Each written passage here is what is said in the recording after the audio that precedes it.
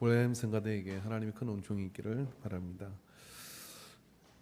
혹시 성가대 자원하실 분들은 음악성에 상관없이 받고 있으니 자원해 주시면 좋을 것 같습니다. 예, 할렐루야. 우리 옆 사랑 서로 인사하겠습니다. 은혜 받읍시다. 지난주에는 교수님이 오셔서 제가 존경하는 교수님이기도 한데 큰 은혜를 끼치고 가신 것 같아요. 계획에는 교수님처럼 좀 따분하게 하지 않을까 생각했는데 은퇴하시고 아주 영성이 나날이 더 출중하셔서 큰 은혜를 끼쳐서 천만 다행이라고 그렇게 생각을 합니다. 저는 국제총회를 참석하고 큰 은혜를 받았고요. 어떻게 그걸 참 말로 표현하기 어려운 그런 어떤 또 미국 나사렛 교회의 그런 은혜와 영성들을 또 배우는 소중한 시간이 됐습니다. 그리고 이제 거기서 이제 양미국 간 거니까 시카고에 있는 여러 그 신학 대학과 또 유적지들을 돌아보고 내친 김에 캐나다까지 이렇게 건너갔다 왔습니다. 가다가 비행기가 중간에 사라져 가지고 한 8시간을 운전하고 국경을 걸어서 건너기도 하고요. 우여곡절을 많이 겪었는데 아무튼 함께 이렇게 잘 오게 됐어요. 가서 농담 하나를 이렇게 배운 게 있는데 잘 될는지는 모르겠는데 한번 써보려고 합니다. 역대 대통령들이 한국의 그 미국 대통령께 만나서 방한을 한 경우가 있었는데 역대 대통령들 가운데 김대중 대통령이 가장 영어를 잘했다 그래요. 그리고 영어가 제일 힘든 분이 누구였냐면은 김영삼 대통령이었다 그럽니다. 저도 들은 얘기니까 잘 전달될 줄 모르지만 그래서 갑자기 클린턴 대통령이 우리나라를 방한한다 그래서 부랴부랴 영어 공부를 시키기로 했는데 다 손을 두고 나잡아졌다 그래요. 근데 그 중에 한 분이 할 수 있다 해서 이제 급하게 단 며칠 만에 영어를 가르쳤습니다. 가르친 게 뭐냐면은 일단 만나면은 How are you?라고 그렇게 물으라고 얘기했어요. 먼저 이야기를 해라. 그렇게 하면 그쪽에서 Fine, thank you 이렇게 할 거다. 그러고 난 다음에는 Me too 이렇게 하면 된다. 이 세 가지만 딱 가르쳐 줬다 그래요. 그런데 이제 드디어 클린턴 대통령이 이제 김영삼 대통령을 만나러 왔는데 너무나 긴장한 나머지 이렇게 물었습니다. Who are you? 이렇게 물은 거예요. 대통령을 너 누구니? 그러니까 클린턴 대통령이 갑자기 조크를 이렇게 농담을 하고 이렇게 치고 들어오나 보다 그래가지고 이렇게 얘기합니다. 힐러리 허즈번 그러니까 나의 힐러리의 남편이다 그렇게 얘기를 한 거예요. 그랬더니 김영삼 대통령은 준비한 대로 미투 그런 겁니다. 그래가지고 실제로 있었던 이야기래요. 그래서 영어 공부 좀 해야 되겠구나라고 이렇게 생각을 했어. 저도 영어 공부하기로 오늘부터 강단에서 감히 약속을 합니다. 영어를 못하니까 사실 단어만 가지고도 저는 먹고 자고 다 되거든요. 뭐 화장실에 급한데 어디로 가냐 이렇게 물으면 다 가르쳐주고 다 되더라고요. 근데 이왕이면 좀 세련되게 영어 공부를 해야 되겠다 이렇게 결단을 했습니다. 여러분 우리가 오늘 이 본문의 말씀을 통해서 이제 성경 말씀을 좀 다루려고 하는데요. 요셉이라는 사람은 요셉의 긴 여정을 지나온 사람입니다. 아버지의 귀한 아들 라헬의 아들 야곱의 아들로 태어나서 라헬이라는 여인을 야곱이 꺽진하게 사랑했잖아요.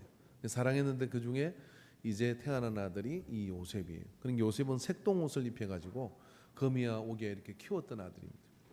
근데 그것도 잠깐이고 그것이 이제 큰 고난의 여정이 시작이 되죠. 그렇게 해서 이제 형들에게 배신을 당해서 잡혀서 팔려가고 그리고 이제 우리가 다 아는 것처럼 그리고 보디발의 집에서 종살이를 하고 그리고 모함을 받아가지고 감옥에 들어가고 그런 여정을 거치면서요 드디어 모든 실권을 장악하는 애굽의 최고 왕 다음으로 가는 그런 실권자가 되어서 건세를 누리게 됩니다. 그리고 오늘 본문의 말씀을 통해서 보면은 그는 스라의 자녀들을 많이 두고 110세를 살며 에브라임 자손 3대를 보았고 므낫세의 아들의 아들들을 보면서 그렇게 정말 어떻게 보면 처음에는 20대 때는 힘들었지만은 할 만큼 해볼 만큼 누릴 만큼 최고의 삶을 살았다 해도 과언이 아닌 영적으로든 육적으로든 풍성한 삶을 살은 삶입니다. 그런데 말입니다. 그 요셉이 오늘 그 요셉이 오늘 이 창세기 50장 22절에 와가지고 이런 이야기를 하게 되는 겁니다. 나는 이제 모든 걸 누리고 그렇게 되었지만은 뭐라고 얘기합니까? 먼 훗날 우리 할아버지 야곱에게, 아버지 야곱에게 약속한, 하나님께서 맹세한 그 가나안 땅으로 너희들이 돌아가게 될 건데 그때 내 해골을 가지고 돌아가라 라고 그렇게 맹세를 시키게 된 것이죠. 사실 이 긴 여정을 사는 많은 어떤 그런 사람들은, 많은 사람들은 성경의 인물들도 마찬가지고요, 인생 속에서 만나는 사람들도 보면은 그 삶을 이끌고 가는 삶의 동력이 있어요. 왜 사냐? 먹기 위해서 사냐? 살기 위해서 먹냐? 이런 어떤 그런 이야기들이 아니라 그 사람이 아파도 가야 하고 힘들어도 가야 하고 그리고 행복해도 가야 하고 그것이 없으면 다 채워줘도 만족스럽지 않고 하는 그 사람의 삶을 움직이는 동력 한 가지들이 있습니다. 저는 이것이 무엇이냐 하는 부분이 우리의 삶에 어디로 무엇을 이루고 갈 것이냐를 결정한다고 생각합니다.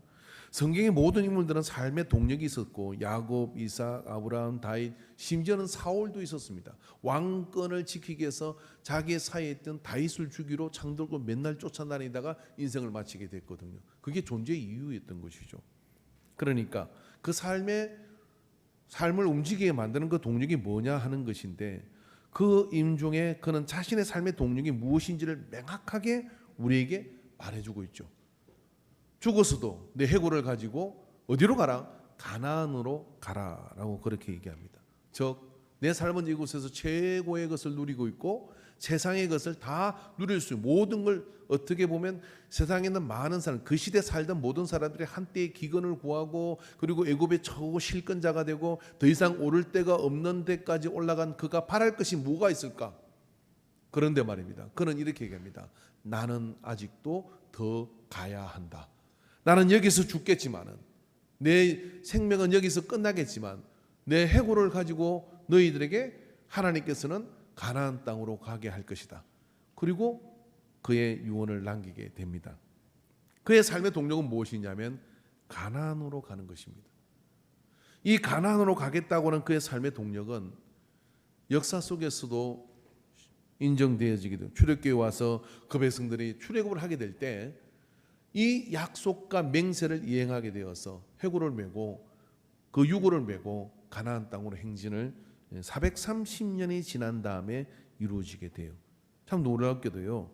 이 야곱의, 이 요셉의 그런 약속과 그 유골의 그런 어떤 가나안으로의 행진은 고고학적 자료로 남겨져 있게 되었습니다. 사진 한 장 띄워 주실까요? 이것이 라암셋에 있는 롤란의 여지가 있었지만은 1966년도에 이미 그 롤란의 여지는 끝나게 됩니다. 왜냐하면 그 고고학적 자료에서 나온 라암셋에 있는 이 무덤은 명백하게 이스라엘 이집트 땅에는 없는 그런 어떤 사람들의 유골과 또 체행과 그리고 무기들과 이런 것들이 여기서 발굴되게 되었고요. 거기에 아주 귀족으로 보이는 무덤 한 곳이 저곳이 이제 발견되게 됩니다. 이것을 연구하게 돼서 본격적으로 그 연구가 시작되어져서 맨프레드라고는 이 고고학자에 의해서 그 연구가 방대하게 이루어지게 돼서 거기에서 이제 몇 가지 우리는 근거를 추론할 수가 있는데요. 거기는 많은 것들이 도굴됐고 그리고 또 건부치가 될 만한 것들은 없어졌습니다. 그러나 아주 귀한 장례 절차를 따라서 거기에 시신이 안치되어졌던 것을 알 수가 있었어요.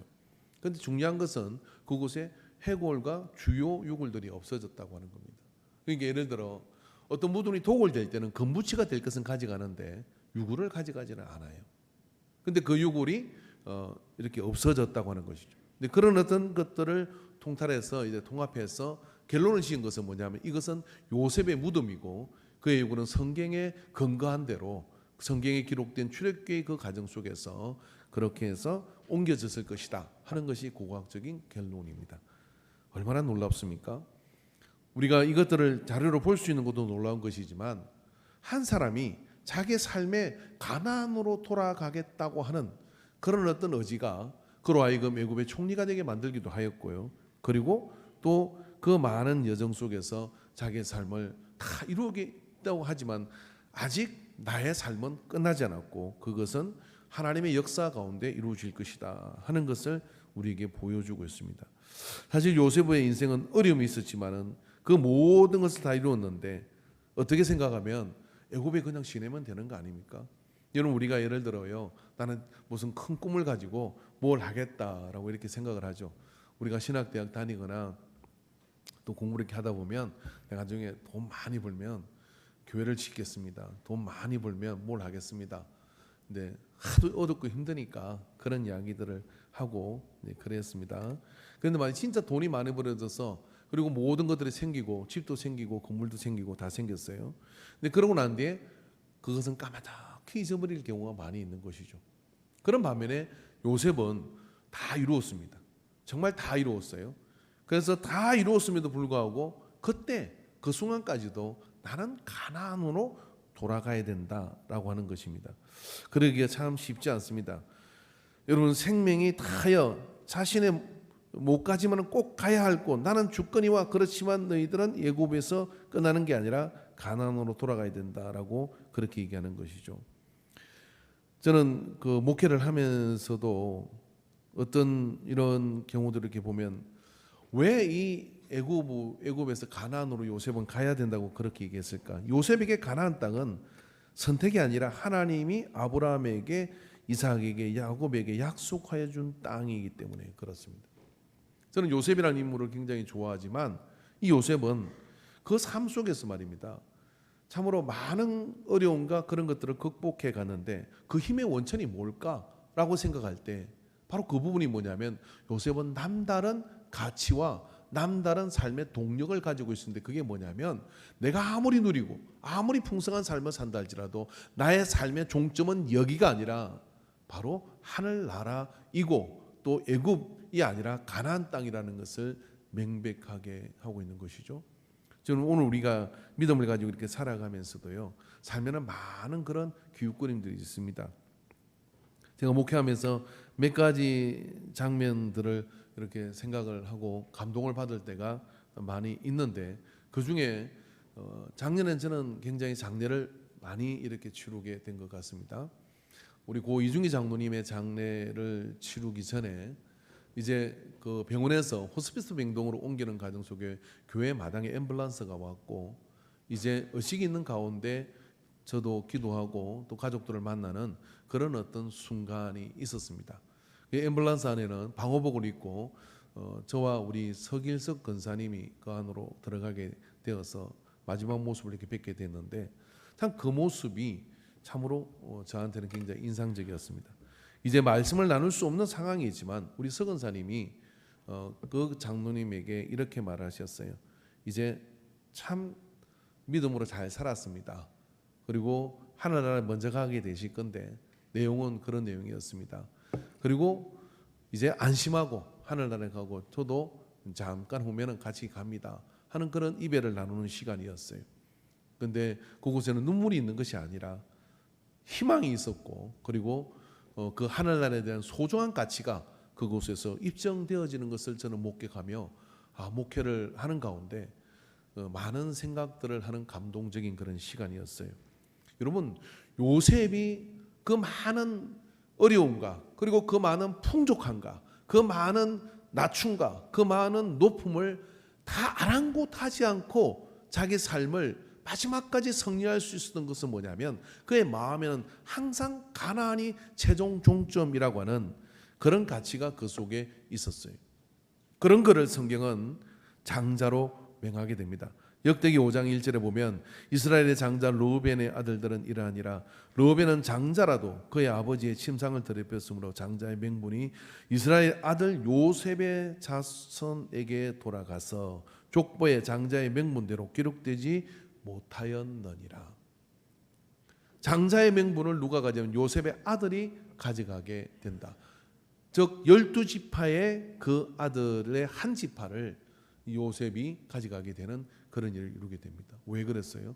왜냐하면 그 12 아들 가운데 유일하게 아브라함으로부터 이삭으로부터 야곱으로부터 상속된 그 삶의 가치, 방향, 이걸 굴절시키지 않고 가져가는 사람은 요셉이었기 때문에 그런 겁니다. 그러므로 요셉은 자기 동족과 자기 형제들에게 맹세를 시킵니다. 나중에 하나님께서 야곱에게 맹세하여 준 그 땅으로 우리를 돌아가게 할 것이다. 그러니 그때 내 유구를 메고 그때 나도 데려가라.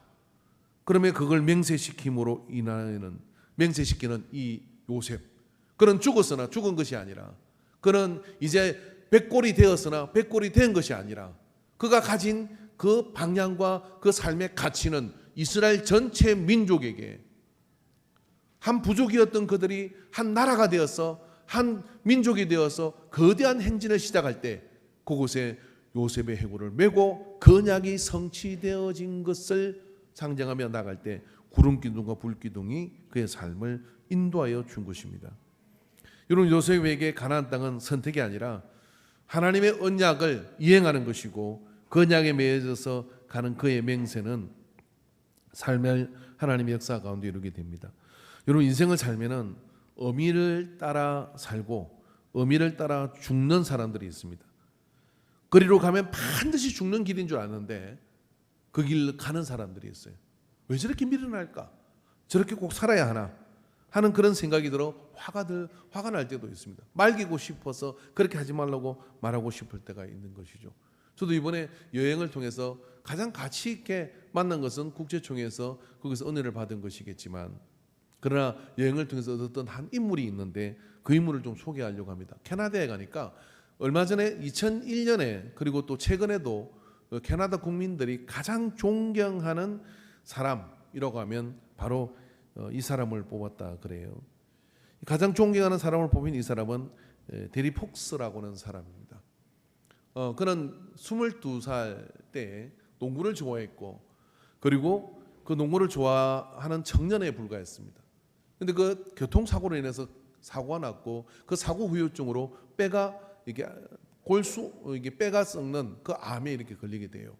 그렇게 해서 어떻게 했냐면 허벅지 무릎 위로 15cm를 올려서 거기서 절단을 해서 이제 병원에 누워 있는 신세가 되어졌다 그럽니다. 그렇게 병원에 누워 있다가 내가 이 다리로 무엇을 할 수 있을까 하는 그런 생각에 시리에 잠겨 있다가 병원 안을 이렇게 돌아다니면서 그곳에 머리를 깎고 암에 걸린 소아암 환자들 그리고 아이들을 이렇게 보면서 내가 저 아이들을 위해서 뭔가 해야 되겠다 이 생각을 하게 됩니다. 그리고 어떤 생각을 하게 되느냐면 캐나다 대륙이요 5,000km가 넘습니다. 그 캐나다 대륙을 내가 동쪽에서 서쪽으로, 서쪽에서 동쪽으로 그렇게 횡단을 하면서 내가 저들을 위해서 마라톤을 하면은 국민들이 1달러씩만 도와주면 저희들을 위해서 뭔가 센터를 만들 수 있지 않는가 하고 이 거대한 마음을 품어요. 그리고 이제 그 보건국에다가 편지를 보냅니다. 내가 이런 다리가 절단된 사람인데 어족을 끼고 마라톤을 해서 모금을 하려고 한다. 그리고 그 모금을 통해 가지고 암센터에 내가 기여하려고 한다라고 이야기했습니다. 그러니까 그 보건국에서는 야, 너의 생각은 참으로 기특하다 이렇게 했겠어요. 네 병이나 잘 고쳐라. 아무 답변이 없었다 그럽니다. 그러나 이제 그런 답변에 아랑곳하지고 가족들도 얼마나 또 만류했겠어요. 그렇게 만류했음에도 불구하고 그는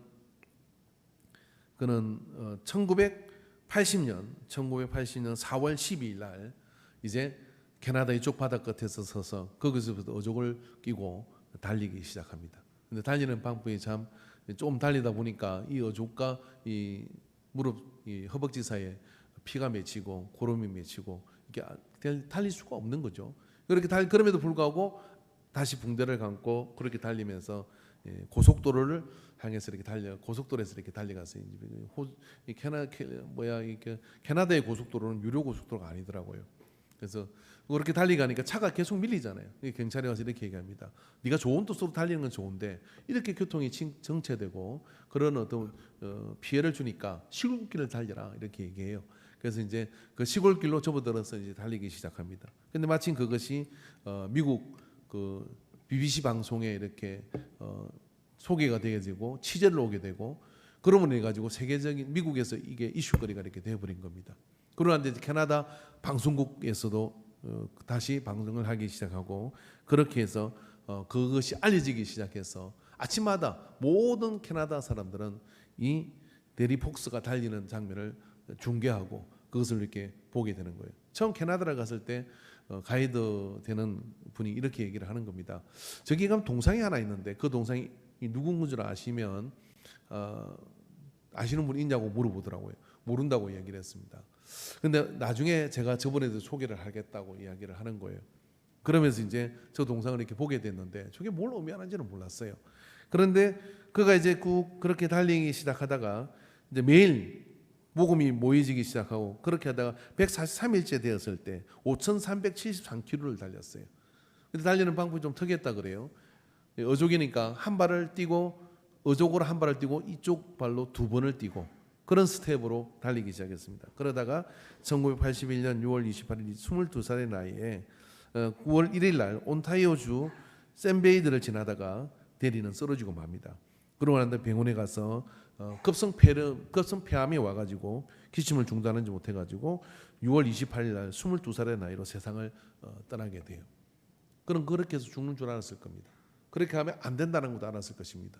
그러나 그렇게 감으로 인해 가지고요. 그 뒤에 그의 이 대리 폭스의 마라톤은요. 모든 캐나다에 있는 지금까지도 초등학교에서는 1년에 한 번씩 대리 폭스 마라톤 대회를 하는 거예요. 그리고 그곳에서 모금을 하고 그리고 캐나다 달러 2달러의 그 동전에 그 얼굴이 이렇게 들어가게 돼서 지금도 캐나다 국민들에게 가장 존경하는 사람이 누구냐라고 한다 그러면 대리 폭스를 52%가 나오게 됐습니다. 캐나다는 굉장히 인물들이 많이 있더라고요. 자, 이는 왜 이렇게 달린 것일까요? 죽는다는 걸 알고 있죠. 그러나 그가 그의 삶의 동력을 다리를 절단했을 때 발견한 겁니다. 그러므로 인해서 그냥 불구자로 어떤 원망하며 내게 왜 이런 불행한 일이 일어났을까라고 생각하다가 인생을 끝낼 수도 있었지만 그는 캐나다 전체를 지금까지도 한 가지의 가치 속으로 이끌고 가는 그래서 모든 그런 어떤 관광지나 명소에 가보니까 저분의 동상이 다 서 있더라고요. 그래서 저를 잊지 말아야 된다 하는 생각으로 그런 마라톤 대회를 지금까지도 하고 있는 것을 봤어요. 별과 오래되지 않은 그런 이야기입니다. 여러분 요셉의 삶은 한때 기근을 구하는 그런 삶입니다. 그런 어떤 기근을 구하는 그런 삶을 우리가 동경하고 나도 저런 인물이 되었으면 좋겠다라고 생각하지만 그가 가지고 있는 삶의 동력은 따라하지 않으려고 합니다. 우리에게 이런 필요한 것은 뭐냐면 요셉은 자기 형제들에게 오늘 말씀을 통해서 맹세를 시켜요. 그럼 자신은 맹세하지 않았을까요? 자기도 맹세했을 것입니다. 보디바리 집에서 종살이 할 때 그리고 감옥에 있을 때 행돌로 버림받을 때 처음에 이런 생각으로 시작했겠죠. 사실 요셉이라는 아들은 복된 아들이에요. 왜 그러냐면은 이삭 할아버지와 함께 기간의 시간이 17년쯤 준다 그래요. 그러니까 그 속에서요 아브라함의 꿈과 이삭의 꿈과 야곱의 꿈이 이 요셉 속에 요동치고 있었던 거죠. 우리는 언젠가 가나안 땅의 주인이 될 것이다. 그리고 그 가나안 땅은 우리가 갈 곳이라는 것이 심장에 뛰고 있었던 것이죠. 그런데 자꾸만 멀어져요. 자꾸만 멀리 가요. 애굽으로 팔려가게 되고 떠나게 되고 잡혀가게 자기 의사와 상관없이 많은 일들이 일어납니다. 그렇게 하다 보니까 어느 날 갑자기 애굽의 총리가 되었음에도 불구하고 그쯤 되면 잊어버려도 괜찮잖아요. 아 내가 복을 받았구나. 아 내가 이만하면 이제 살만하구나 하고 잊을 만한데 근데 그는 이렇게 얘기합니다. 다윗이 고백한 것처럼 제가 왕궁을 이루고 건세의 자리에 앉았지만 이 궁전에 첫날을 사는 것보다 하나님의 집에 문지기로 하루를 사는 것이 더 낫습니다 하고 고백하는 그런 고백 속에 자기 삶의 동력이 있었던 겁니다. 여러분 요셉 역시도 마찬가지 아니에요. 나는 가나안으로 가야 된다. 나는 이게 정착할 수 없고 가나안으로 가야 된다라고 이야기를 합니다. 그러므로 그는 그의 삶에 그런 맹세를 가지게 된 것이죠. 성경은 우리에게 이 맹세에 대해서 부정적으로 이야기합니다. 그러나 이런 구약의 역사는 맹세의 역사입니다. 창세기 3장 53절에 보면 아브라함 하나님, 나홀의 하나님, 그들의 조상의 하나님은 우리 사이에 판단하옵소서 하매 야곱이 그 아버지 이삭의 경야를 가르쳐 맹세하고 창세기 22장 16절에서 17절에 이르되 여호와께서 이르기를 내가 나를 가르쳐 맹세하노니 내가 이같이 맹세하여 내 아들 내 독자도 아끼지 아니하였은즉 즉 하나님께서 아브라함의 맹세를 받으셨다는 거죠. 내가 내게 큰 복을 주고 내 씨가 크게 번성하여 하늘의 별과 같고 바닷가의 모래와 같게 하리니 내 씨가 그 대적의 성문을 차지하리라. 이게 맹세와 맹세의 만남이고 맹세와 맹세의 역사예요. 그런데 여러분, 신약에서 예수님께서는 마태복음 5장 34절 35절에 나는 너희에게 이르노니 도무지 맹세하지 말지니 하늘로도 하지 말라 이는 하나님의 보좌이며 땅으로도 하지 말라 이는 하나님의 발등상이며 예루살렘으로도 하지 말라 이는 큰 임금의 성임이니요 라고 그렇게 이야기합니다. 자, 여러분, 오늘 이 요셉이 맹세하라고 그렇게 맹세시키는 것은 이 단어가 베에르 세바오입니다. 베에르 세바오. 이 뜻이 좀 더 제가 추적을 해보니까요, 말하자면 스스로 7 또는 7가지로 자신을 묶다 하는 그런 의미입니다. 이게 맹세가 뭐냐면은 하나님과 우리 사이에 내가 이렇게 하겠습니다 이제 마음의 의지를 자기가 결단하고 자기가 그것을 7가지로 7줄로 묶어가지고 나는 반드시 이렇게 할 거야 라고 하는 이런 결심을 이야기하는 거죠. 이 맹세란 말은 또 신약에 와서 사실 예수님께서 6장 10절에 맹세하지 말라라고 한 그 말씀의 단어가 헬라어로는 아나핍토입니다. 아나핍토가 뭐냐면 기대다, 일으키다 하는 그런 뜻입니다. 그 단어가 어디에 써 있느냐면 요한복음 6장 10절에 예수께서 이르시되 이 사람들로 앉게 하라 하시니 그곳에 잔디가 많은지라 사람들이 앉으니 수가 5,000명 되더라 할 때 이 앉게 하라라는 것이 아나핍토라는 단어예요.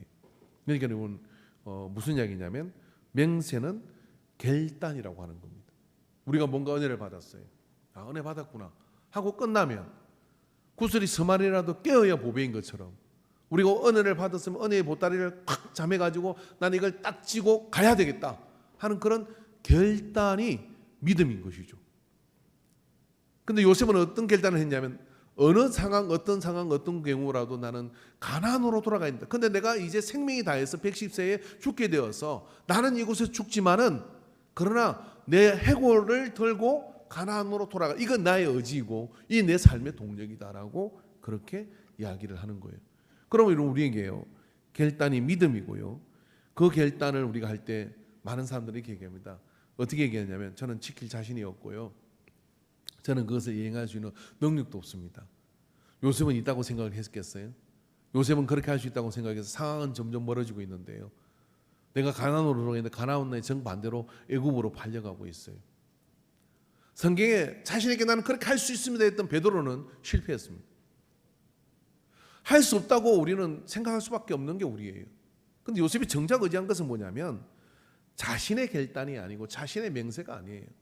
누가? 아브라함과 이삭과 야곱에게 한 맹세를 하나님의 그 맹세. 누가 맹세한 겁니까? 아브라함과 이삭과 야곱이 맹세한 겁니까? 아니요. 하나님이 맹세하셨어요. 어떻게? 너희를 가나안 땅으로 데려가겠다. 하나님의 맹세를 믿는 게 믿음이에요. 내가 너를 들어서리라. 하나님이 반드시 내가 너를 들어서리라 라고 말씀을 하고 하나님께서 약속을 해주셨어요. 그걸 믿고 우리는 가만히 있으면 됩니까? 그게 아니라 나 또한 하나님의 맹세는 흔들림이 없으니 하나님의 맹세가 되어지면 그것이 이루어질 것을 믿는 믿음으로 나 또한 결단으로 나가야 되는 것이죠. 그 믿음이 없이 하는 결단을 하나님 주님께서 하지 말라고 하는 거예요. 우리가 은혜를 받았으면 은혜 받은 것에 대해서 결단해야 그 믿음이 성장하고 나가게 되는 겁니다. 요셉이 믿은 것은 뭐냐면은 하나님의 맹세를 믿은 것이고 여호수아가 나와 내 집은 여호와를 따르겠다. 그리심산과 에발산에서 여호수아서 1장에서 그렇게 이야기할 때 그 백성한테 뭐라고 이야기하면 오늘 결단하라라고 얘기하는 거예요. 이번에 국제총회를 가서 2만 명이 모여 함께 예배를 드리는데요. 그래서 제가 일반 대중 쇼를 가보지 않아서 모르겠습니다만은 그 공간이 참으로 특이하게 인디애나폴리스에 그걸로 시 전체가 먹고 산다 그래요. 컨퍼런스 하는 그 공간 하나로 먹고 살아요. 그럴 정도로 미국에서 다른 곳에는 그런 공간을 구하기 어려울 정도의 그 공간을 꽉 채워서 매 예배 때마다 있는 것이 하나 있습니다. 그게 뭐냐? 결단의 시간입니다. 오늘 이 가운데 선교사가 되실 분 앞으로 나오십시오. 오늘 이 가운데 새롭게 삶을 헌신할 분 앞으로 나오십시오. 그러면 그 2만 명이 모인 가운데요 통로가 다 열려 있습니다. 그렇게 해서 제가 아마 찍은 영상을 보여드렸는데 보시는지 모르지만 그런 결단을 매 예배 때마다 하더라고요. 아, 이것이 나사렛 교회의 영성이구나. 여러분, 우리가 말씀을 은혜를 받으면 그 다음에 이러한 결단을 가지고 나가는 자에게 제2, 제3의 요셉이 되어 하나님의 역사를 이루게 될 줄로 믿습니다. 그런 결단의 표시로 우리가 그렇게 나가게 될 때 그 속에서 하나님의 역사가 말씀 속에서 이루어지는 것을 보게 되죠. 여러분, 요셉의 삶의 동력은 무엇일까요? 그건 가나안입니다. 뭡니까? 가나안으로 돌아간다고 하는 것에 대한 선조 아브라함과 이삭과 야곱에게 약속한 맹세한 하나님의 맹세가 나를 통하여 우리를 통하여 반드시 이루어진다는 믿음, 흔들림 없는 그 믿음이 그의 삶을 좌로도 우로도 치우치지 않고 하나님 역사를 이루고 살도록 인도해 줬어요. 오늘 여러분, 우리에게요 이와 같은 결단의 믿음이 일어나기를 바랍니다. 말씀을 들으셨습니까? 그리고 우리가 그 하나님 말씀 은혜를 이렇게 받았습니까? 그 은혜를 받고 말입니다. 내가 한 가지 결단한 것이 있으면 그 결단이요, 시간이 지난다면 말씀은 잘 기억이 안 나.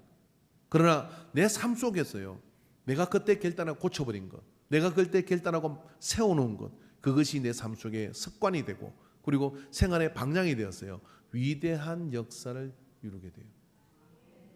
아버지가 세월로 인생을 다 망치니까 아들이 이렇게 결심을 합니다. 나는 절대 술 먹지 않겠다. 결단을 하죠. 난 절대 술을 한 잔도 입에 대지 않겠다. 이렇게 결단을 합니다. 그렇게 결단하더니 어떻게 됐습니까? 술 안 먹고 친구 사귀는 게 교회밖에 없잖아요. 또 교회에서 나오게 되고 뭐 그렇게 지내면서 어떻게 돼요? 믿음을 가지게 되고 그런 하나님의 역사를 누리게 되는 거죠. 근데 시간에 대해서 왜 그런 결단을 했을까? 그 결심대로 사람은 살아가게 돼 있어요. 이런 결심이 실패할 수 있어요. 작심삼일이라 그러잖아요. 우리는 결심에 참으로 약한 존재입니다. 그러나 믿음 안에서 우리가 하나님의 감동으로 되어진 결단을 하게 될 때 그 결단은 계단 하나가 되게 됩니다. 그 계단을 한 발 올리고 난 뒤에 그 다음 발을 올릴 수 있습니다. 의족을 가지고 5,000km 넘는 거리를 어떻게 달릴 수 있겠습니까? 자기의 폐가 망가져서 숨쉬기가 곤란한 마지막 한 걸음까지도 끝까지 가기. 사람이 이렇게 강해요. 그렇게 갈 수 있었던 것은 뭐냐면 내 결심과 내 결단에 나는 충실하려고 했던 것이죠. 그리고 많은 방송이 매일 아침마다 카메라로 그 모습을 보고 있는 것이잖아요. 멈출 수 없는 걸음이죠. 내가 쓰러질 때까지 갈 수밖에 없는 걸음이고요. 그럼 불행했을까요? 행복했을까요? 오늘 여러분, 결단이 없는 인생은 불행합니다. 계속 다람쥐 쳇바퀴 돌던 그런 삶을 우리는 벗어나야 돼요. 새로운 결단을 해야 되고 그 새로운 결단에 마음을 가지고 한 걸음씩만 올라가는 겁니다. 한 걸음씩만 올라가는 겁니다. 그럼 그 믿음 안에서 우리는 역사를 이루게 돼요. 저에게는 참 특이하게 새로 오신 분들 가운데 제가 시킨 건 아닌데 이런 결단을 하는 분이 있습니다. 일주일에 한 번은 꼭 교회 오겠습니다. 그렇게 결단하는 분들이 자꾸만 성령님께 시키는지 그런 감동을 받는 분이 많아요. 이게 주일날 못 오시면 수요일도 오고 그리고 뭐 어떨 때는 금요일도 오고 이렇게 오시는 분들이 있어요. 제 곤란한 상황은 이거죠. 수요일까지는 괜찮아요. 근데 금요일 날 우리는 뭐가 합니까? 주여 주여 랄랄라 막 그렇게 방언하고 막 그렇게 기도하고 이러는데 새신자가 딱 갑자기 나타나요. 아, 저게 감당할 수 있을까 저분이? 그런 어떤 딜레마에 좀 접할 때가 있었는데 이제부터는 그런 걱정을 하지 않아요. 왜 그러냐면 하나님께 다 알아서 하시더라고요. 근데 여러분, 그러한 결단이 결국은 어떻습니까? 매주일마다 11시 그리고 혹은 주일 예배에 그렇게 나와서 함께 예배드리는 그 믿음의 자리로 오게 만들어요. 아무런 결단을 하지 않으면, 그래서 제가 시간 되면 교회 가겠습니다. 10년, 20년 지나도요 그 상태를 벗어나지 않아요. 그러나 여러분, 작은 것 하나를 결단하십시오. 그리고 맹세 7가지 가지로 묶는 것처럼 내 마음을 묶는 거죠. 주님, 우리가 실패할 줄 압니다. 우리가 그 결단대로 잘 못 살아가는 것도 알고 있습니다. 그러나 결단하지 않으면 안 됩니다. 결단하면 그것을 통해서 그만큼 가게 되는 것입니다. 저는 연초에 이런 결단을 했습니다. 내가 암백 등반을 하리라. 여러분도 아무도 안 믿잖아요. 그래서 헬스를 가서 트레이너를 만나서 이렇게 해서 왜 헬스를 하려고 하느냐 그러길래, 그래서 저는 암백 등반이 꿈이라 암백 등반을 한번 해보려고 한다. 그랬더니 좋은 태도래요. 좋은 태도. 참 좋아요. 그게 좋은 태도죠. 그래서는 이제 지금 몇 개월입니까? 1월 달부터 했으니까 한 6개월 넘게 저는 헬스에 등록을 해서 일주일에 최소 2번, 3번 이렇게 갑니다. 어떤 때는 가서 정말 시간을 때워도 오는 것처럼 막 드는데 순간에 이런 생각이 들더라고요. 암벽 등반은 못 가겠다. 그런 생각이 들었어요. 그런데 암벽 등반은 못 가도요, 적어도 목 통증에서 허리 통증에서 자유롭게 됐습니다. 아무렇게나 자도 이번 여행을 하면서도요, 호텔에 다 헬스 클럽이 있더라고요. 여러분, 그 많은 목사가 움직이는데요, 헬스 클럽에 오는 사람은 3사람이 있었어요. 자기 관리하는 데서. 그 중에 하나가 저입니다. 그래서 제일 먼저 그 호텔에 헬스장이 어디 있는지를 먼저 찾아요. 대부분 호텔은 헬스장이 있습니다. 크든 적든 간에. 그럼 거기서 운동을 하는 거예요. 하고 그렇게 해서 시차도 극복하고 가는 가운데 제가 하나 속담을 하나 깨달은 것이 있습니다. 여러분, 가다가 아니 가면 아니 감만 못하다 거짓말이에요. 가다가 아니 가면 간 만큼 이익이다. 그래요. 암벽등반이 못 갈 줄은 모릅니다. 그렇지만 근육이 생겼고 뭐 여러 가지 몸에 그런 증상들이 좋아졌습니다. 그래서 이번에서도 미국 갔다 오면서 뭐 재미있는 에피소드가 하나 있었는데, 시카고에서 갑자기 그 캐나다 항공을 여러분 앞으로 타지 마십시오. 시카고에서 이제 토론토로 비행기를 타고 넘어가야 되는데 새벽에 문자가 온 겁니다. 비행기가 취소됐습니다. 뭐 아무 이유도 없이 비행기가 취소했다고 와요. 그래서 공항으로 달려가서 무려 반나절을 열심히 따졌어요. 해결 방법이었어. 총 우리가 일행이 14명이었는데요. 14명을 어떻게 찢어놨냐면 한 명씩 찢어가지고요, 다 각기 미국 저쪽 끝으로 보내서 환승을 해서, 그러니까 2시간이면 가는 거리를 몇 시간을 날렸냐면 11시간, 12시간, 이틀 막 이렇게 다 날려놓은 거예요. 근데 여기서 이제 한 가지 문제가 생겼죠. 어떤 문제가 생겼느냐면 영어를 하는 족속과 못하는 족속. 그래서 영어를 못하는 팀들은 공포에 질렸습니다.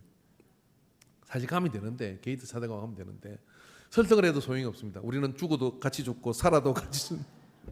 그러니까 비행기표를 다 취소했어요. 취소하고 뭐 자기들이 결항한 거니까 나중에 2달이 환불 받으면 되는데, 그리고 어떻게 했냐면 차를 렌트했어요. 차를 2대를 렌트를 해가지고 무려 8시간을 시카고에서 저 캐나다 국경까지 차를 몰고 갔습니다. 그것도 그 한 사람의 운전을 다 해야 되는 거예요. 라이센스를 한 사람 먼저 가지고. 그렇게 해서 국경 가서 거기서 걸어서 국경을 건너서 그쪽에 있는 목사님 만나가지고 무려 이틀의 여정을 가게 됐습니다. 그때 제가 결심했어요. 내가 영어 공부하리라. 그중에 한 명이 나는 거리 못 가겠다고 비행기 타고 날아간 사람이 있어요. 뭐 우회하더라도 나는 가겠다 하고 간 사람이 있는데, 뭐 영어는 썩 잘하는 건 아닌데 그 자신감이 출중하더라고요. 그래서 영어 공부를 해야 되겠다. 한 가지 결심을 해서 우리 집사람이 어제 링크를 보내줘서 영어 공부를 어젯밤부터 시작하고 있습니다. 결단하면 간 만큼 이익인 거예요. 자, 여러분, 오늘 우리가 은혜를 받았고 또 말씀을 통해서 지난주에도 큰 은혜를 받았고 했다면은 그 말씀을 통해 내 삶의 한 가지씩을, 작은 것 한 가지를 결단하십시오. 뭐 나라를 구하겠다 이런 생각하지 마시고요. 작은 습관 하나, 15분 일찍 일어나겠다. 그 15분까지 뭐 할 거냐? 성경 보겠다. 15분 동안 나는 성경을 읽겠다. 뭐 그런 작은 결단 하나가 기적을 이룹니다. 근데 하루에 할 결단이 있고, 일주일에 할 결단이 있고, 1년을 할 결단이 있겠죠. 근데 여러분, 평생의 결단이 하나님의 나라이면요, 이 땅의 것에 치우치지 않는 삶을 살게 될 줄로 믿습니다. 평생의 결단이 저 가나안 하늘나라인 사람은 이 땅에 그 어떤 것도 그를 무너뜨릴 수 없습니다. 때로 실수할 수 있고 넘어질 수 있지만은 결국은 일어나 다시 갈 것이고요, 결국은 걸림돌에 걸려가지고 아프겠지만 다시 그 아픔을 견디고 일어나 가게 되는 최후 승리를 얻게 되는 믿음을 가지게 될 줄을 믿습니다. 오늘 요셉의 이 마지막 유언과 같은 자기의 삶에 맹세를 시켰던 이 맹세가 여러분의 삶 속에 믿음의 결단이 되기를 축원합니다. 기도하겠습니다. 사랑하는 하나님 아버지, 오늘 우리에게 요셉이라는 하나님이 쓰신 사람, 그래서 다 굶어 죽는 상황 속에 한때의 기근을 구해서 애굽 전체를 지락펴락할 건세의 자리에 올라갔던 그의 삶을 봅니다. 그에게는 눈에 보이는 것은 고난이요 화려함이 겸하여 있으나 고난의 때나 또 풍족할 때나 한결같은 한 가지 여지는 가난을 향한 마음이었습니다. 오늘 아버지 우리의 마음속에 하늘에 속한 자가 되게 하여 주시옵소서. 말씀을 읽고 인생을 살아가는 동안에 우리의 마음에 거룩한 열망이 우리의 삶의 동력이 되게 하여 주시옵시고 예배적 삶을 살아가고자 하는 거룩한 결단들이 생활 곳곳에서 일어나게 하여 주시옵소서. 우리를 붙드시고 인도하심을 감사드리며 예수님의 이름으로 기도하옵나이다. 아멘.